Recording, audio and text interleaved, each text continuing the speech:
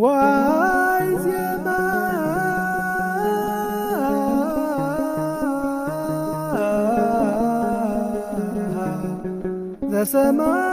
ዘሰማይ ኩበ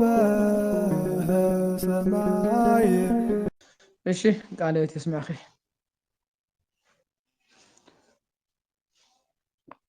ሕጊ ነቲ ክመጽእ ዘሎ ሰናይ ነገር ንዕኡ ጽላሎት እምበር ንሱ ባዕሉ ኣይኮነን።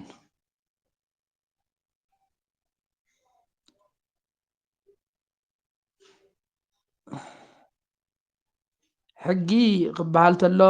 ብዙሕ ግዜ እንተን 10 ቃላት እዩ ካብኡ ሓሊፉ ጠቕላላ እግዚኣብሔር ንሙሴ ከምዚ በሎ እግዚኣብሔር ንሙሴ ከምዚ በሎ ዝብል ብምሉእ እቶ ኦሪት ዘሎ 575 ትእዛዛት ብምሉእ ጠቕላላ ዘካትት እዩ።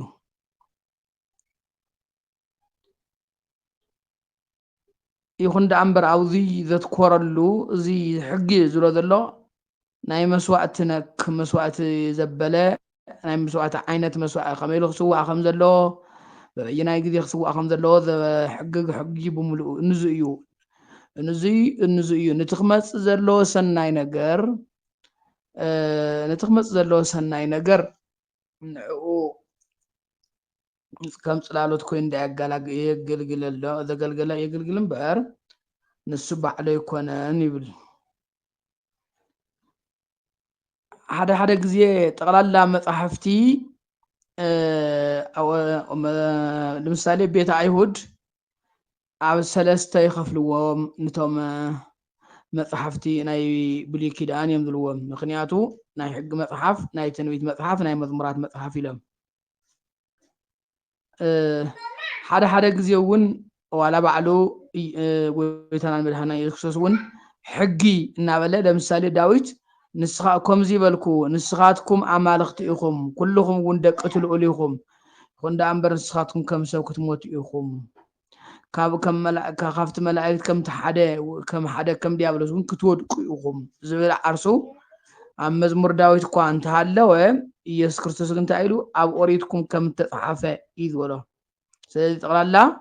እቲ ዋና ናይቲ ብሉይ ኪዳን ዋና ዓብይ መፅሓፍ እቲ ኦሪት ስለ ዝኾነ ኦሪት እናበለ ጠቕላላ መዝሙሮም ይኹን ገለ ይኹን ምሳሌም ይኹን ኦሪት እናበለ ይፅውዖም እዩ። ናይ ሓድሽቲ ኪዳን መፅሓፍቲ እውን ኩሎም ወንጌል እናበለ ይፅዋዕ እዩ። ስለዚ ኣብዚ ሕጊ ዝብሎ ዘሎ መስዋዕቲ ነክ ንመስዋዕቲ ብዛዕባ መስዋዕቲ ዝዛረብ ሕጊ ዘበለ ጠቕላላ ዘሌዋውያንን ሓሊፉ ካብ ዘፀኣት እውን ዘሎ ማለት እዩ። ዘሁልቁ እውን ከምኡ ዘሎ ማለት እዩ። እዚ ብምሉኡ ኣብ ኦሪት ዘሎ ብምሉእ ጠቕላላ ደም ነክ ደም እንታይ እዩ ደም ዘበለ ብምሉኡ ናብ ኢየሱስ ክርስቶስ እዩ ዘመላኽት። ማንም ነገር ከዓ ኣብዝሕኡ ብደም እዩ ዝነፅህ።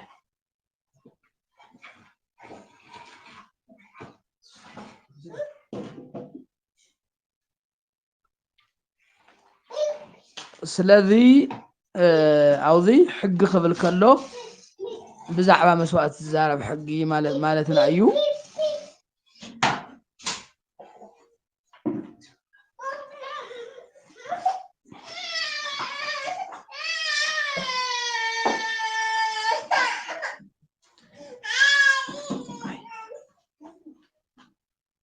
ስለዚ ጽላሎት ማለት ነቲ ኣካል ጽላሎት ወይ ጽላሎት ነቲ ኣካል ናይ ኣካል ምሳሌ እዩ። ንኣካል እዩ ዘመላኽት ናይ ኣካል እዩ። ምስ ኣካል ሓቀኛ ኣይኮነን ግን ከም ጽላሎት ኮይኑ የገልግል ማለት ንኣካል ናይ ኣካል እዩ። ምሳሌ ናይቲ እውነት ወይ ደሞ ናይቲ ሓቀኛ ነገር እዩ።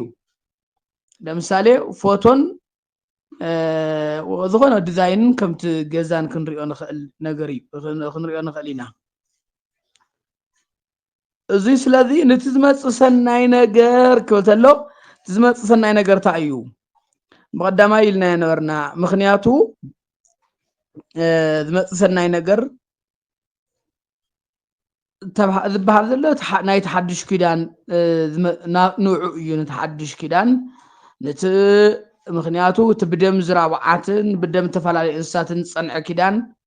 ቀዋሚ ነገር ስለ ዘይኮነ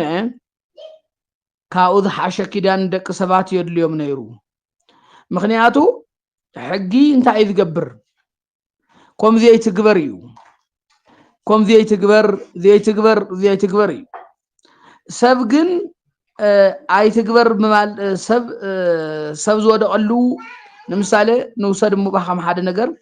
ሓደ ሰብ ናብ ጉድጓድ ናብ ዓብይ ደሞ ናዓመቆ ናብ ዝኸይድ ጉድጓድ እንተወዲቁ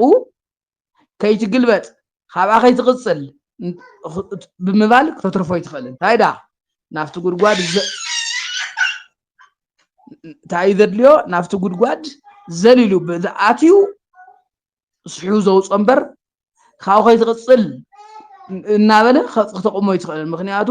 በተለይ እቲ ጉድጓድ እናሰጠመ እናወሽጢ እናዓመቆ ናብ ዝኸይድ ተኣትዩ ሰብ ዓርሱ ከይትቅፅል ወይ ደሞ ባዕሉ ክወፅእ ዝኽእለሉ ተኽእሎ ስለ ዘየለ ማለት እዩ ከምኡ እዩ ነይሩ ሕጊ ድማ ንምሳሌ እንታይ ሞ እዩ ብጣዕሚ ንዝደኸመ ሰብሲ ንሞት ናብ ዝቐረበ ሰብስ መሪር ነገር ዝኾነ ከም ብጣዕሚ መሪር ዝኾነ መድሓኒት ከም ምስታይ ማለት እዩ ከቋቆሞ ይኽእልን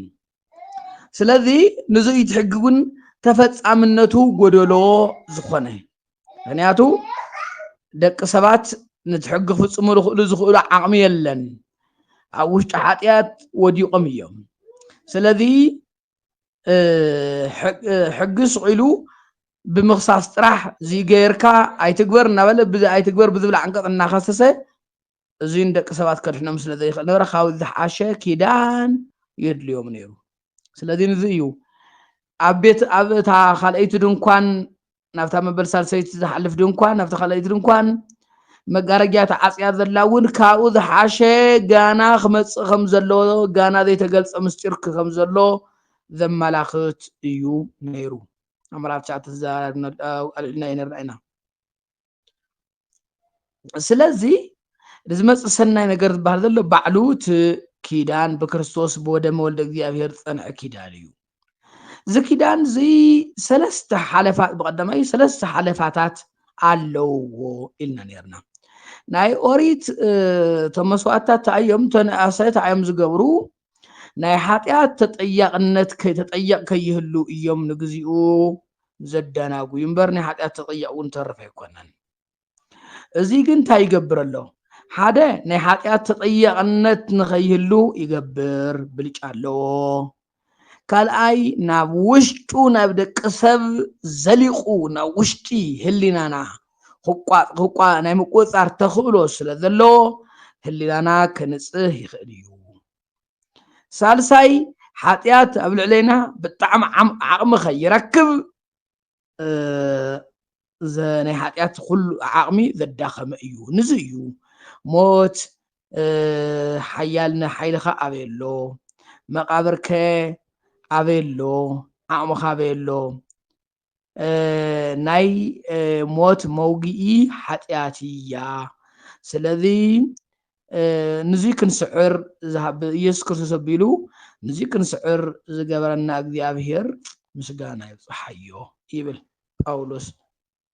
ቀዳማይ ቆሮንቶስ 15 ስለዚ እዚ ኪዳን እዚ ካብኣ ሓለፋ እዩ እዚ ጥራሕ ኣይኮነን እቲ ቀዳማይ ኪዳን ኣብ ሰብን ኣብ እግዚኣብሔርን እዩ ጠጠው ዝበለ ስለዚ ኣብ ሰብን ኣብ እግዚኣብሔርን ጠጠው ዝበለ እንታይ እዩ ፍርቀ ፍርቅኻ እዩ ክልተይካ ክትሕልዎ ኣለካ እቲ ሓደ ተዘይሓልይዎ ዝፈርስ ዓይነት እዩ ኣብ እዚ ኪዳን እዚ ግን ከምኡ ኣይኮነን እንታይ ዳ ኣብ እቲ ኪዳን ኣብ ወዲ እግዚኣብሔር ንሕና ብዝገበርናዮ ንሕና ብዝገበርናዮ እቲ ኪዳን ኣብ ሓደጋ ውሽጡ ዝኣቱ ከይኮነስ ኣብ ወዱ ዝወደቀ እዩ እግዚኣብሔር እውን ንዓና እንተይኮነ ዝቋፃፀርሲ እቲ ወዱ ዝወዓሎ ውዕለታ ኣብ ልዕለና ዝወዓሎ ውዕለታ እቲ ካሕሳሱ ስለ ዝርኢ እዚ ኪዳን እዚ ብቀሊሉ ዝበለ ኣይኮነን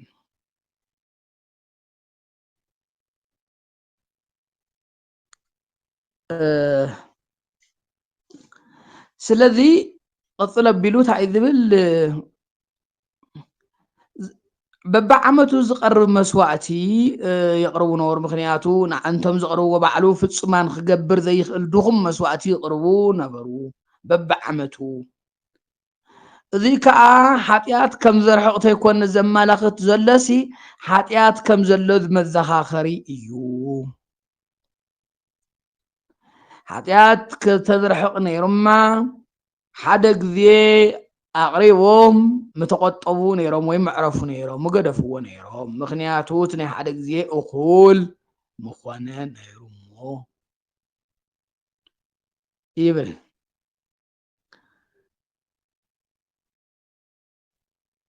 ትክክል እዩ በብዓመቱ በብመዓልቱ መስዋእቲ ከቕርቡ ግዴታ ነይርዎም እዚ ከዓ እንታይ እዩ ገና እቲ ሓጢኣት ክንደይ ስኢሉ ከም ዘሎ ናይ ግዝያዊ ለምሳሌ ሓደ ሰብ ፀረ ቃንዛ ወሲዱ እንድሕር ወሲዱ እቲ ሕማም ተወጊዱ ኣሎ ማለት ኣይኮነን እቲ ሕማም ኣብ ውሽጡ እዩ ዘሎ ግን ንግዚኡ ትስምዖ ግን ነገር ግን ክቕንሰሉ ይኽእል ንሱ እዮም ዝገብሩ ነይሮም ምክንያቱ ሓጢኣት ከም ዘይሃለወ ምክንያቱ ዓብይ ነገር ክንሽውዶ ዘይንኽእል ህሊና እዩ ክንሽውዶ ዘይንኽእል ንኩላትና በብዝገበርናዮ እናወቐሰና ዝሓድር ሰሪቕና ኣንታ ሌባ እናበለ እናወቐሰና ዝሓድር ብቻ ተፈላለዩና ሓሲና ኣታ ከምዚ እናበለ ድቃስ ከሊኡና ዝሓድር ህሊና ዝበሃል ነገር እኒሄ ውሽጥና ስለዚ ሓጢኣተኛታት ኢኹም እናበለ ስለ ዝወቕሶም እንታይ ክገብሩ ይግደዱ ነይሮም በብመዓልቱ መስዋእቲ ከቕርቡ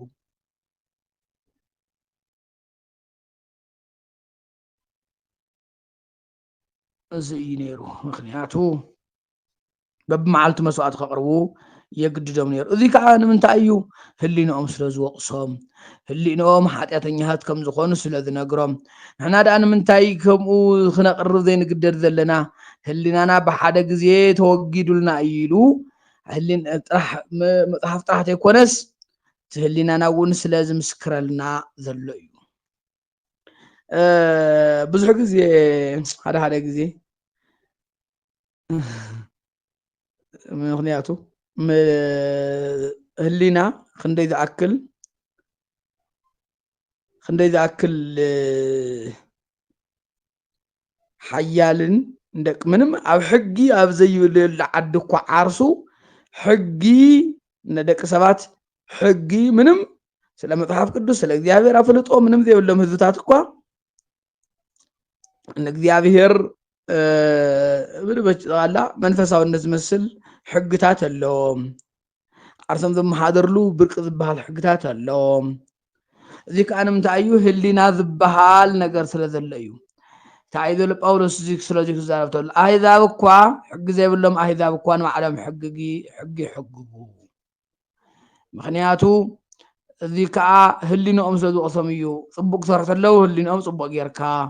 ሕማቅ ክሰርሑ ከለዉ ሕማቅ ጌርካ እናበለ ስለ ዝወቕሶም እዩ ይብል ስለዚ ብመሰረቱ ሕጊ መፅሓፋዊ ሕጊ ነውፅእ ዘለና እኮ ካብቲ ናይ ህሊናና ሕጊ ተቐንጨበ እዩ ናይ ህሊና ሕጊ ስለ ዘለና እኮ እዩ እዚ ትክክል እዩ ትክክል ኣይኮነን እናበለ ህሊናና ስለ ዝነግረና እኮ እዩ ንዚ እዩ እኮ ዮሃንስ እውን ኣሕዋተየ ህሊናና እንድሕር ዘይወቕሰና ኮይኑ ናይ ብሓቂ ፃድቃት ኢና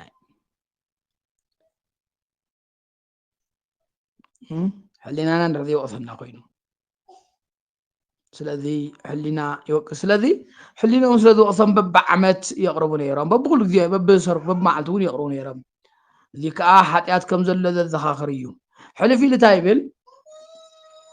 ምክንያቱ እውን ደም ዝራብዓትን ኣጣልን ሓጢኣት ከርሕቕ ኣይኽእልን እሞ ይብል ትክክል እዩ እግዚኣብሔር ዋላ ድኣ ይስራዓዮ እምበር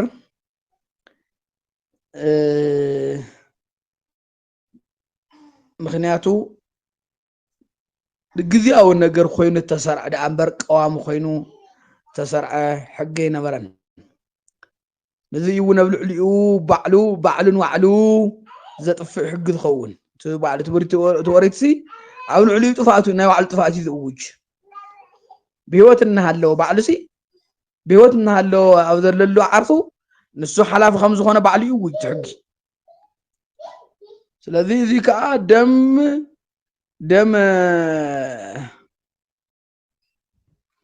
ደም ዝራብዓትን ኣጣልን ሓጢኣት ከስተስሪ ኣይኽእልን እዩ ወን ግዝያዊ ዝመስል እፎይታ ዝኾነ ግዚኡ ከምቲ ዘልኩም ከም ናይ ፀረቃን ዓይነት የዕርፍ ይኾን ዘለዓለም ግን ከርሕቕ ሓጢኣት ከውግደ ይኽእልን ምክንያቱ ሰብ መንፈስ ነፍሲ ስጋ ናይዚኦም ጥምር እዩ ሰብ ዝበሃል ፍጡር ስለዚ ናይዚኣቶም እዞም ኩሎ ስለዚ ክሓስ ዘለዎ ናይዚኦም ሰለስቲኦም ዘማልአ እዩ ክሓስ ተኮይኑ ክሓሳ ክኸውን ዝኽእል መንፈስ ነፍሲ ስጋ ዘለዎ እዩ ክሓሳ ክኾን ዘለዎ እቲ ንምንታይ ተባሂሉ ስለዚ ምክንያቱ ደመ ነፍሲ ጥራሕ ዘለዎም እንስሳት ናይ ደቂ ሰባት ሓጢኣት ነፍስን መንፈስን ዘይብሎም እንስሳት ንደቂ ሰባት ንዞም ሰለስቲኦም ነገር ዘለዎ ወዲ ሰብ ክሕስ ኣይኽእልን ካሊእ እሞ ንግደፍ ነታ ስጋ ንባዕላ እኳ ወይ ንስጋ ወይ ንኳ ክሕሶ ይኽእልን ንምንታይ እግዚኣብሔር ኣምላኽ ንምንታይ ብካልኦት ወይ ብመላእክቲ በይገለ ዘድሕነና እንተልና እውን ከምኡ እዩ መልሱ ዘበና መልሱ እዩ መላእክቲ ንዓና ከድሕኑ ዘይኽእሉ ምክንያት ሓደ ደም ዝበሃል የብሎምን ደም ስለዘይብሎም ደም የብሎምን ስለዚ ሓጢኣት ከዓ ብደም እዩ ዝነፅህ ምክንያቱ ኩሉ ብደም እዩ ዝነፅህ ተባሂሉ እዩ ኩሉ ብደም ይነፅህ ነበረ ደም ከይፈሰሰ ስርየት የለን መላእክቲ ንዓና ዘፍስስዎ ደም ስለ ዘይነበሮም ናይ ደቂ ሰባት ቤዛ ክኾኑ ይኽእሉን እንስሳ እውን እሱ ጥራሕ ዘይኮነ መላእክቲ ካብኡ ሓሊፎም እውን ነፍስን መንፈስን ስጋን እዚኦም ሰለስተ ነገራት እውን ዘማልኡ ኣይኮኑን ስለዚ ንቤዛነት ዝወቅዑ ኣይኮኑን ማለት እዩ ንቤዛነት ዝወቅዑ ኣይኮኑን ካልኣይከ ምክንያቱ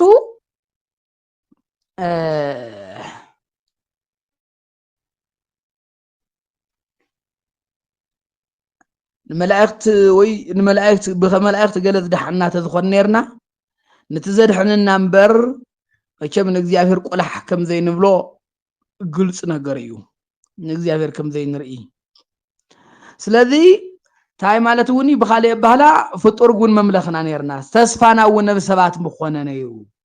ኣብ ሰባት ምእንታን ከይኸውን እዩ እውን እግዚኣብሔር ብወዱ ዘድሕነና ወዱ ቤዛና ክኸውን ዝገበረ እሱ ጥራሕ ኣይኮነን መላእክቲ ሓጢኣት ኣብ መላእ ዓለም ተሰራጭዎ ነገር እዩ ሓጢኣት ኣብ ኩሉ ኣሎ መላእክቲ እዚ ስለዚ ፍጡራን ደሞ መላእክቲ ድማ ፍጡራን ከም ምዃኖም መጠን ውሱናት እዮም እዚ እውን እቲ ቤዛነት ዝተማልኡ ዝኣኽሉ ከም ዘይኮኑ ዝኣኽሉ ከይኾኑ ይገብሮም እስቲ ሓደ ብፍጡር ኣሚንና ተስፋ ናብ ሰብ ኮይኑ ከንቱ ከይንኸውን ብመላእክቲ ብገለ ኣየድሕነናን ካልኣይ መላእክቲ ንባዕሎም ቦታ ስለ ዝውስኖም እቲ ሓጢኣት ድማ ብምልኣት ዘሎ ስለ ዝኾነ እንታይ ይኾነ ኣሎ ቤዛነቶም ቤዛ ክኾንና ኣይኽእሉን ናይ እንስሳ ደም እውን ደም ይሃልዎም ዳኣምበር ዞም ሰለስተ ነገራት እዚኣቶም ነፍስን መንፈስን ስጋን እዚኦም ዘማልኡ ስለ ዘይኮኑ ክሕስና ይኽእሉ ክሓሳ ክኾኑ ይኽእሉን ካልኣይ بعرس فتوت እግዚአብሔር ዓርሰ ምውፋይ ይደሊ ብሓቂ ናይ ብዙሓት ፀገምና እውን ንሱ ይመስለኒ ንእግዚአብሔር ብዙሕ ነገር ንህቦ ኢና ንእግዚአብሔር ብዙሕ ነገር ንገብረሉ ኢና እወ እኽሊ ብዙሕ ነገር ንገብረሉ ኢና ስለ እግዚአብሔርና ብዙሕ ነገር ንገብር ኢና እመኑኒ ዓርስና ግን እግዚአብሔር ይሃብና እዩ እግዚአብሔር ድማ ዓርሰ ምውፋይ አገልግሎት እዩ ዓርስካ ተወፍየሉ አገልግሎት እዩ ዝደሊ ዓርስና ኢና ዘይሃብናዮ ገንዘብና ሂብናዮ ኢና ገንዘብና ክንደይ ቤተክርስትያናት ሃኒፅና ኢና ብዙሕ ነገር ጌርና ንኸውን ዓርስና ግን እግዚአብሔር ይሃብና ጳውሎስ እንታይ በለ ኣሕዋተየ ገንዘብኩም ተይኮነስ ንዓኻትኩም እየ ዝደሊ እግዚአብሔር ንዓና ንዓኻ ንዓኺ እዩ ዝደሊ ንንሕድሕድና እዩ ዝደሊ እምበር እግዚአብሔር ንምሳሌ ሰባት ንብረትና እዮም ዝደልዩ ዝኾኑ እግዚአብሔር መጀመርያ ንዓና እዩ ንብረት እንዲያው ትርፊ እዩ ብዙሕ ካባና ብዙሕ ትርፊ እዩ ፍቃድና ንገብሮ እዩ ስለዚ እዚ መስዋዕቲ እዚ ሓደ ሙሉእ ክኾንሉ ዘይከኣል ናይ እንስሳን ናይ ኣዝራብዓትን ናይ ኣጣልን ደም ብቕዓት ከይህልዎ ዝገብሮ ብዓርሰ ፍቅዲ ፈቃድ ተገብረ ስለ ዘይኸውን እዩ ተጎቲቶም ዝሕረዱ እንስሳት ብግዴታ ተታሒዞም ተጎቲቶም ዝሕረዱ እንስሳት ኣብ ሰናይ ፍቃድ ተመስረተ ዓርሰ ምውፋይ ስለ ዘይብሎም ናይ ደቂ ሰባት ቤዛ ክኾኑ ኣይከኣሉን ስለቢሉ ቁፅሪ 5 ናብዛ ዓለም እዚ ክመፅእ እንተሎ ከምዚ በለ ይብል ናይቲ መሲሒ ድምፂ እዩ መስዋዕትን ቁርባንን ኣይፈቀድካን ኣይደለኻን እንታይ ደኣ ስጋ ዘጋጀኻለይ ከምቲ ዝበልኩኹም ናይ እንስሳት ደም ናይ እንስሳት ስጋ ንቤዛነት ብቁዕ ኣይኮነን መላእክቲ እውን ብቲ ዝበልናዮም ብቲ ዝዓንቱ ዝነገርኩም መመዘነታት ንቤዛነት ዘሕልፎም ውፅኢት የብሎምን ስለዚ እንታይ ደኣ እቲ መሲሕ እቲ ወዲ እግዚኣብሔር ዝኾነ መሲሕ ኢየሱስ ክርስቶስ ንሶም መፅለታ በለ ስጋን መስዋዕትን ቁርባንን ኣይደለኻን እንታይ ደኣ ስጋ ኣዘጋጀኻለይ እወ ተኻልኣይ ነገር ተኻልኣይ ምክንያቱ ብኣንፅሆተ መንፈስ ቅዱስ ዝነፅሀ ስጋ ወልደ እግዚኣብሔር ንሱ ስጋ ንሱ እዩ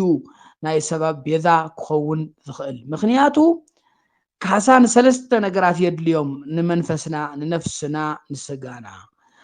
ስለዚ ኢየሱስ ክርስቶስ ድማ ነፍስን መንፈስን ስጋን ዘለዎ ክኸውን ግድ ነይሩ ሓደ ሰባት እንታይ ይብሉ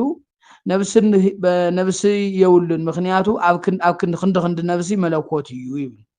ክኸውን ኣይኽእልን ምክንያቱ ንነብስናኸ መን ክሒሱልና ክበሃል ይኽእል ስለዚ እቲ ካሕሳ ኩለንተናዊ እዩ ኩለንተናዊ ካሕሳ እዩ ነዚ ጎርጎርዮስ ዘኑሲስ ከምዚ ኢሉ ነይሩ እዞም ክንዲ ነብሲ ዝበሃል ካብ ሰብ ኣይወሰደን ነብሲ ዝበሃል የብሉን ኣብ ክንዲ ነብሲ መለኮት እዩ ተኪኡ ዝብል ክዘረብ ተሎ እቲ ሕያዋይ ጓሳ ነቲ በጊዕ ኩለንተኑ እዩ ተሸኪምዎ እምበር ቆልበት ጥራሕ ኣይተሸከመን ኢሉ ነይሩ ይበሃል ስለዚ ስጋ ኣዘጋጀኻለይ ካብ ሓጢኣት ተፅዕኖ ዝተላቐቐ ስጋ ናይ ሓጢኣት ተጠየቕ ዘይብሉ ስጋ ኣዘጋጀኻለይ ማለት እዩ ሽዑ ከምዚ በልኩ ኣነ እውን እወ እኔኹ መፃኹ ፍቃድካ ክገብር መፃኹ ኣብ መፅሓፍ ኣብ ርእሲ መፅሓፍ ከም ዝተፅሓፈ ክርስቶስ ናይ መፅሓፍቲ ርእሱ እዩ ካብ ኦሪት ዘፍጥረት እስካብ ራእየ ዮሃንስ ኩሉ ምክንያቱ እግረ መንገዲ ዝድህስሶ እንተሃልዩ እምበር ርእሲ መፅሓፍቲ ኢየሱስ ክርስቶስ እዩ እግረ መንገዱ ንኸብል ካልኦት ናይ ታሪክ ብዙሕ ነገር ካልዕል ይኽእል ግን ናይ መጽሓፍ ቅዱስ ዋና ቁም ነገሩ ርእሱ መጽሓፍቲ መን እዩ? ኢየሱስ ክርስቶስ እዩ። ኣብ ርእሲ መጽሓፍ ከም ዝተጻሕፈ ፍቓድካ ገብር መጻኹ እወ ምክንያቱ ብዙሕ ግዜ እቲ ሕጊ ብሂወት እናሃለወ ባዕርሱ ኣብ ልዕሊኡ ጥፍኣት ዝኣወጀ እዩ። እዚ ከዓ መስዋእትን ቁርባን ባዕሉ መስዋእቲ ስውኡ እናበልና ሃለወ መስዋእትን ቁርባንን ኣይደለኻን ምባሉ ዓርሱ ንባዕርሱ እዩ ዘጥፍእ ዘሎ ዓርሲ ባዕርሱ እዩ ዘቃፅል ዘሎ ስለዚ ካብኡ ዝሓሸ ኣብ ሰናይ ፍቓድ ምስ ዓርሱ ክህብ ዝኽእል ንእግዚኣብሔር ኣብ ዓርሱ ኣብ ክንዲ ዕጣን ከም ዕጣንን ከም ዕጣን ከም ደስ ዘብል ዕጣን ገይሩ ዓርሱ ዘቕረበ ኢየሱስ ክርስቶስ ዓርሰ ብዓርሰ ተወፋይነት ዓርሱ ዝሃበ እሱ እዩ ፍቓድካ ክገብር መጻኹ ዝብል ዘሎ ናይቲ መሲሕ ድምፂ እዩ ምክንያቱ ስለ ሓጢኣት ብዝቃፀል መስዋእቲ ደስ ኣይበለካን ነዚ ብዙሕ ግዜ ወቂሱ ከምኡ ኢልዎም እዩ ምክንያቱ ናይ መስዋእትኩም በዝሒ እንታይ እዩ ንዓይ እንታይ እዩ ኢልዎም ነይሩ ኣብ ካሊእ እውን ኣነ ስጋ ላሕሚ የበልዕን ደም ጠጥየለ እውን ኣይሰትን እግዚኣብሔር ግን ናይ ምስጋና መስዋእቲ ዝሰውዓሉ ኢሉ ነይሩ ብብሉይ ኪዳን ባዕርሱ ኮይኑ እዚ ዝብል ቃል እዚ ኣብ ልዕሊ እቲ ሕጊ ሕልፈቱ ወይ ጥፍኣቱ ይእውጅ ዘሎ ማለት እዩ እዚ እዩ ስለዚ ብሕጊ ኦሪት ዝስውእዎ መስዋእቲ እዩ እቲ ዝቃፀል መስዋእቲ ኢሉ እዚኣቶም ብዙይ ደስ ኣይበለካን ስለዚ እትሕሰብዎ ኦሪት ካብ ተሰርዐት ተሓራዳ እንስሳ ክንደይ ኮን ይኮና ዝሕዝን ነገር ደሞ ንእግዚኣብሔር ደስ ዘይምባሎም እዩ ንእግዚኣብሔር ደስ ዘይምባሎም እዩ ንእግዚኣብሔር ደስ ዘብል ዘይምኳኑ እዩ ስለዚ እግዚአብሔር ብማንም ደስ ኣይበሎን ብለይኖም መስዋዕት ደስ ኣይበሎምን ደስ ኣይበሎን ስለዚ ንእግዚአብሔር ደስ ዘብል ዘየዳግም መስዋዕት ዘቕረበ ኢየሱስ ክርስቶስ እዩ እዚ ከዓ ባዕሉ በጊዕ ናይ መስዋዕቲ በጊዕ ባዕሉ መሰዊ ባዕሉ ካህን ኮይኑ ዘቕረቦ መስዋዕቲ እዩ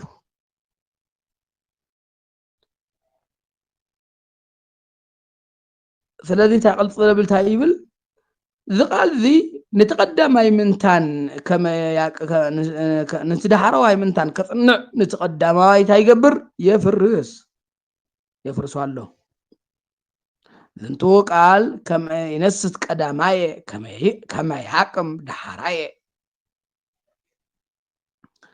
ይብል ስለዚ ናብ ቁፅሪ 9 ከባቢ ዘሎ ብክርስቶስ ብዘቕረቦ ብሓደ ግዜ ብዘቕረቦ ናይ ክርስቶስ ስጋ መስዋዕትነት ግን ቅዱሳን ኢና ይብል ትክክል እዩ ብዙሕ ግዜ እውን ኣውቂና ኣለና ቅዱሳን ኢና ምክንያቱ እግዚአብሔር ወዱ ዝኣክል ሂቡ እንታይ ደኣ ትሪፉ ክበሃል ተሎ ንዓና እዩ ትሪፉ ወዱ ዝኣክል ሂቡሲ እንታይ ትሪፉ ክበሃል ተሎ ንዓና እዩ ትሪፉ ስለዚ ቅዱሳን ኢና እዚ ኣብ ባዕልና ዝምስረት ኣይኮነን ነፃ ቅድስና እዩ ናይ ነፃ ዝኾነ ቅድስና እዩ ስለዚ ፀዲቕና ኢና እንታይ እዚ ከም መፅሓፍ ዝብሎ ፀዲቕ ሓፂቦም ንስኻትኩም ተሓፂብኩም ኢኹም ነፂብኩም ኢኹም ተቐዲስኩም ኢኹም ፀዲቕኩም ኢኹም ይብል ቀዳማይ ቆሮንቶስ 6:9 ብድሕሪ ምፅዳቅ ድማ ካሊእ ድማ ኣሎ ምኽባር በሃል ደሞ እኒሄ ስለዚ ተኽሊ ምፅዳቁ ጥራሕ በቑዑ ኣይኮነን እንታይ ይገብር ኣሎ ክዓቢ ኣሎ ፍረ ክህብ ኣሎ ንሕና እውን ሂወትና እውን ከምኡ ክኸውን ኣሎ ከምዚ እዩ እወ ተቐዲስና ኢና وصديقنا إنا وخبيرنا إنا ذيك سئلنا تكونس نقدسنا ذيك قدم عالم زمرت أن نقدس نعون نقدسنا سلز وسننا إنا وسن الناس الذين برينا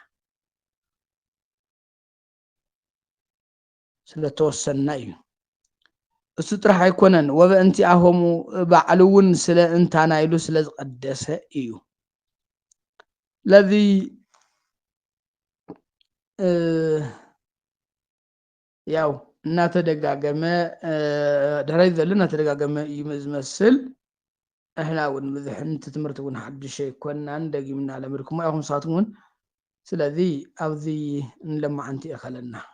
ዋይ ዜማ